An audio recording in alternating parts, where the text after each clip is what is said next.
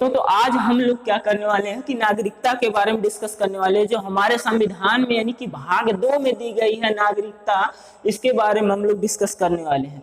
नागरिकता आखिर होती क्या है? नागरिकता जो होती है वो कोई भी देश क्या करता है कि अपने यहाँ रहने वाले नागरिकों को एक विशेष अधिकार देता है, जिसे हम लोग कहते हैं क्या? नागरिकता कहते हैं। या इस प्रकार समझिए कि किसी भी देश का वह नागरिक, किसी भी देश में रहने वाला वह व्यक्ति जिसको क्या है? संवैधानिक और क्या नाम, कानूनी अधिकार प्राप्त होता है, वह उस देश का नागरिक होता है। संवैधानिक अधिकार कहने का मतलब क्या है?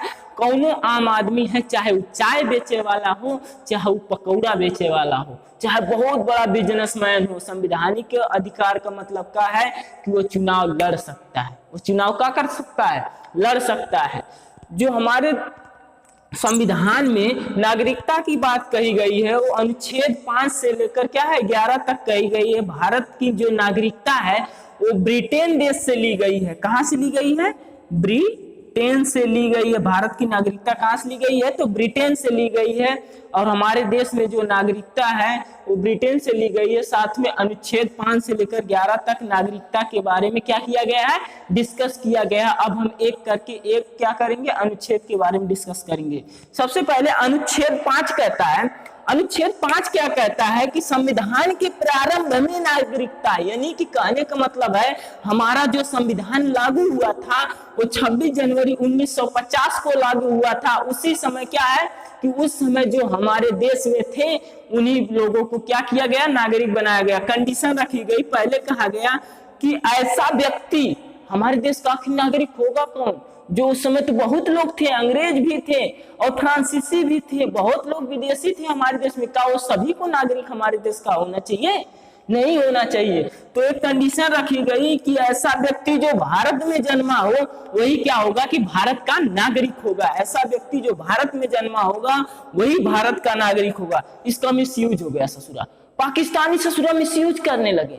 बाद में क्या हुआ कि वो सब आते थे, आ गए कुतुब मीनार देखने, लाल किला देखने आ गए और क्या करते थे? लेकर आ गए अपनी मिसेज को।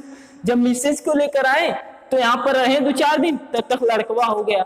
जब लड़कवा हो जाएगा तो यहाँ हमारे संविधान में कहा गया कि ऐसा व्यक्ति जो भारत में पैदा हुआ है वो भारत का नागरिक होगा। उस ससुरा यहाँ जन्म लेके क्या हो गया? भारत का नागरिक हो गया।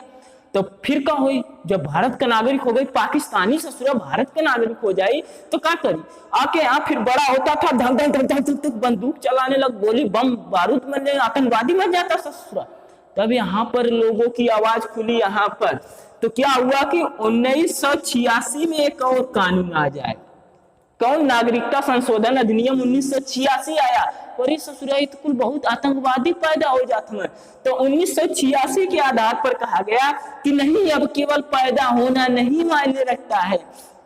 अब क्या होगा कि अगर किसी व्यक्ति जो लड़कवा पैदा हुआ है उसके क्या है? माता या पिता में से किसी एक का या दोनों का जन्म भारत में हुआ होगा, तभी वो नागरिक हुई, नहीं ससुरा गुंडा बन जाई ना। क्या हुआ कि अब क्या हो गया कि जो बच्चा पैदा हुआ है भारत में, उसके माता या पिता में से कोई एक जरूर भारत में पैदा होना चाहिए, तभी वह भारत का नागरिक माना जाएगा। ठीक है। अगला है क्या कि संविधान लागू होने से 5 वर्ष पहले से भारत में रह रहा। तो देखिए, जब हमको आजादी मिली 15 अगस्त 1947 को, 15 अगस्त 1947 को जब हम आजाद हुए, तो ऐसे बहुत से विदेशी थे जो हमारे देश में क्या है 5 वर्ष या 10 वर्ष 20 वर्ष पहले से रह रहे थे। हमारे धरती से, हमारी भारत माता से उनको प्यार हो चुका था।